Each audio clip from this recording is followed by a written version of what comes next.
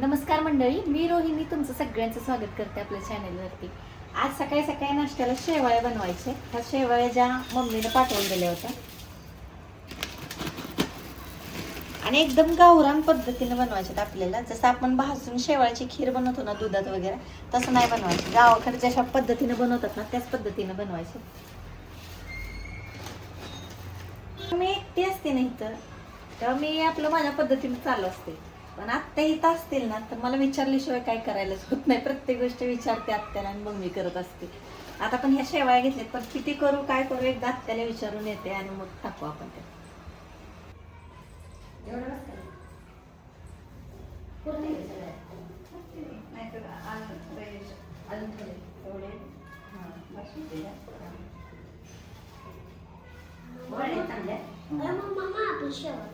बनवती आपल्याला.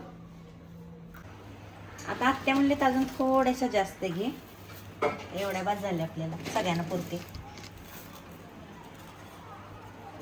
कसं होतं, घरात मोठं माणूस असलं ना त्यांचा अनुभव जास्त असतात. आत्यांना माझ्यापेक्षा जास्तच अनुभव आहे. मी एकटे असते तेव्हा माझं माझं चालू असतं, पण आत्या असले की विचारल्याशिवाय कामच होत नाही. आत्या काय, ताई आणि मी जरी असलो ना आम्ही एकमेकींना विचारल्याशिवाय काय करत नाही. असं मीठ एवढं टाकू का, तिखट एवढं टाकू का, एवढ्यापासून सगळं एकमेकींना विचारून चालू असतं. जेव्हा कोण नसतं तेव्हा आपलं आपलं चालू असतं. आता हे पाणी उकळले, ह्याच्यामध्ये शेवाळ्या टाक.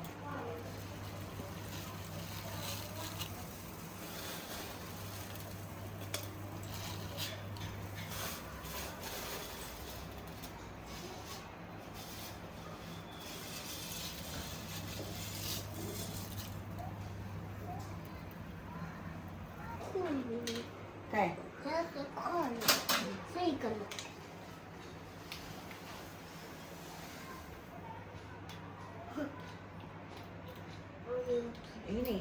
चावी नक्की हीच आहे ना. आता तोपर्यंत इकडे दूध पण तापवून ठेवले, कारण ह्याच्यासोबत दुधासोबत शेवाळ्या खायच्यात आपल्याला. आता तसं बघायला गेलं ना तर हे दूध पिशवीतलंच आहे. सध्या दुधाबद्दलचे एवढे फ्रॉड ऐकलेत ना, दूध घ्यावं की नको घ्यावं असा प्रश्न पडलाय. गावाकडे पण तसंच आहे. म्हणजे तरी आपल्या स्वतःच्या घरी गाई म्हशी असल्या ना ते प्युअर दूध भेटतं, पण गावाकडे सुद्धा सध्या दुधाच्या डेअरीमध्ये सुद्धा भेसळ चालू आहे. त्यामुळं दूध पिशवीतलं प्यावं की नको प्यावं, का असं दुधाचे सगळे पदार्थ बंदच करावे असं वाटते. पण आता सध्या तर काय ऑप्शन नाही दूध हे पिशवीतलं घेतल्याशिवाय.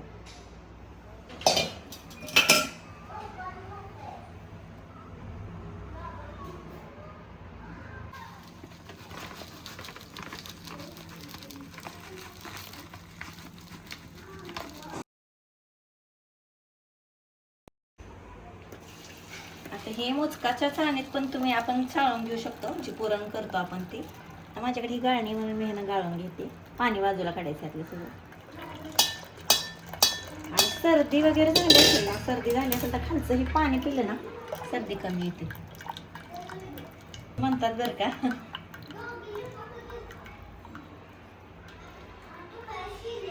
आता हे गाळून झाले तर ह्याच्यामध्ये दूध आणि गूळ टाकायचा. तुम्ही बघितलं असेल ही रेसिपी, ताईने एकदा टाकली होती व्हिडिओमध्ये. आता आत्ता म्हणून मी पण बेत केलं ह्याचं. तर आधी दूध मिक्स करायचं,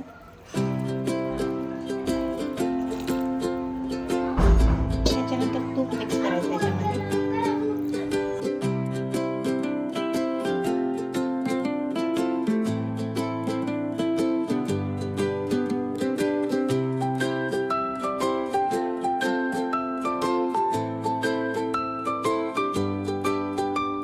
खीर बनवायची, खीर.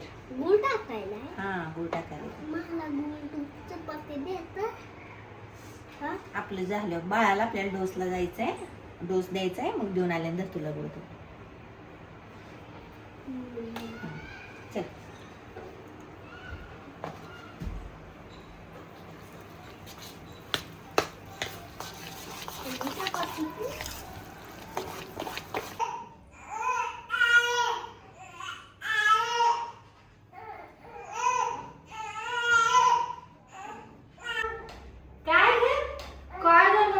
तुझ्याकडे लक्ष दे नाही कोण, कोण लक्ष दे नाही.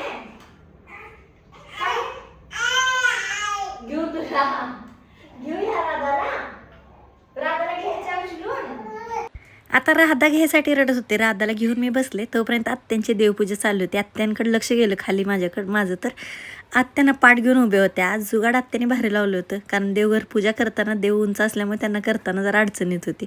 आज पाठ घेऊन उभा मध्ये काही कमेंट आले होते की ताई असं देवघर लटकतं नसावं, त्यासाठी ना आम्ही इथं सपोर्ट लावलाय खाली आणि ईशान्य कोपऱ्यातच आहे आपलं देवघर. तसं वास्तूनुसार व्यवस्थित जागा आहे देवघराची आपली, पण खाली मंदिर ठेवलं ना आयुष कधी खेळताना बॉल वगैरे लागतो, कधी खेळताना आरती वगैरे सांडते, म्हणून मी तिथं देवघर वरती केले. मुलं लहान आहेत तोपर्यंत जरासं ऍडजस्ट करावं लागेल आपल्याला.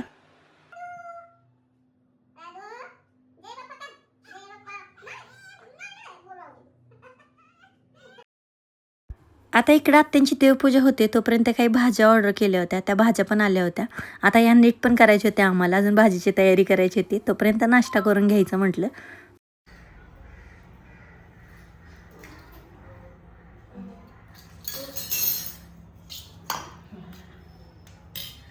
तुम्ही नको टाका.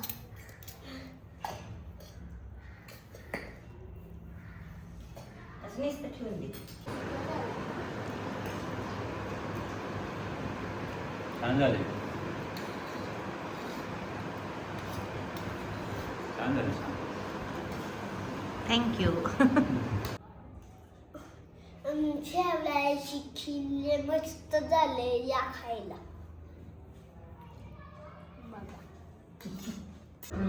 काका त्याला गोड झालं हे प्रमोशनची क्रीमला. कोणती प्रमोशनची? ही तोंडाला थोडं लावायचे फेस वॉश. होय, आणि मी पण गोळा झालं फेस वॉश. तू पण लावणार आहे? लावतो का? नव्हतोय लावायचं नसतं छोट्या बाळांनी. मी लावले रे काय. होय मी लगेच माझी नव्हती निघली. होय लगेच गोळा झालं. होय. बघ बघ कॅमेऱ्यात दिसते, विचार बरं आपल्या ऑडियन्सला तू मी गोरा दिसतोय ना. मी गोला दिसतोय ना. हे बघा गोला, गोल हात. आता आयुष ना इथं आल्यानंतर त्याचं नोट करायचं चालू होतं. आहोंना म्हणत होता की तुम्ही आजकाल खूप गोरं झालं आहे, प्रमोशनला ज्या क्रीम येतात ना आपल्याला त्या क्रीम तुम्ही लावताय त्याच्यामुळे तुम्ही गोरे दिसायला लागलाय. आता आयुषला ना तो त्याच्या खेळाच्या नादात जरी असला आणि आपल्याला एखादं कोलॅबरेशन असेल क्रीमचं वगैरे, तिथं आमचं शूट चालू असेल ना, तर त्याचं लक्ष सगळीकडे असतं. आणि त्याचं एवढं लक्ष असतं की ब्रँडसोबत आमचं जेव्हा बोलणं झालं असतं तर तो पलीकडचा जो व्यक्ती असतो त्याच्या नावासहित आयुषला माहीत असतो कोणता व्हिडिओ कधी द्यायचा आहे. मम्मा व्हिडिओ एडिट करते, मम्मा व्हॉइस ओव्हर करते, सगळं त्याच्या लक्षात असतं. आता तसं पावसाचं वातावरण झालं होतं म्हणून आम्ही म्हटलं की आता ह्याला पोलिओ डोस द्यायचा होता, आयुषला आणि बाळाला दोघांना पण द्यायचा होता. मग त्यासाठी आम्ही निघालो. म्हणलं अजून थोडा वेळ थांबलो असतं तर एखाद दिवस पाऊस येईल. तसं फार दूर जायचं नव्हतं आम्हाला, पण आत्या म्हटलं मी थांबते तोपर्यंत जाऊन या तुम्ही.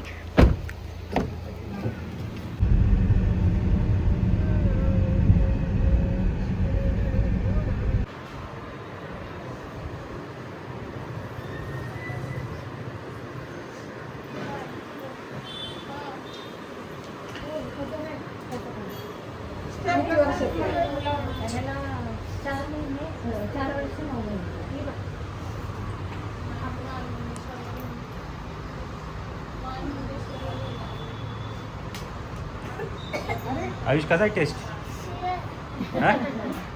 नको नको ती नाही काढायची बाळा. बरं चॉकलेट घेऊ, चॉकलेट घेऊ आपण.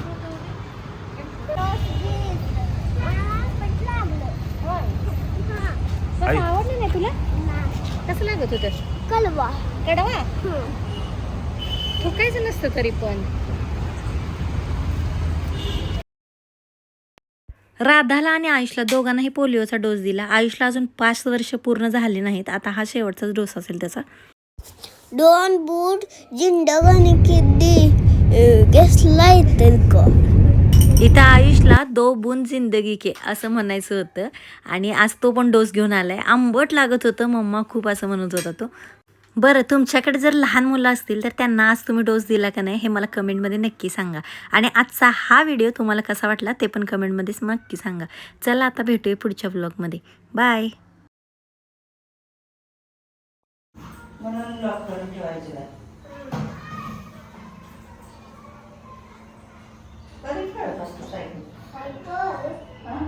सकाळी रात्री खेळतात.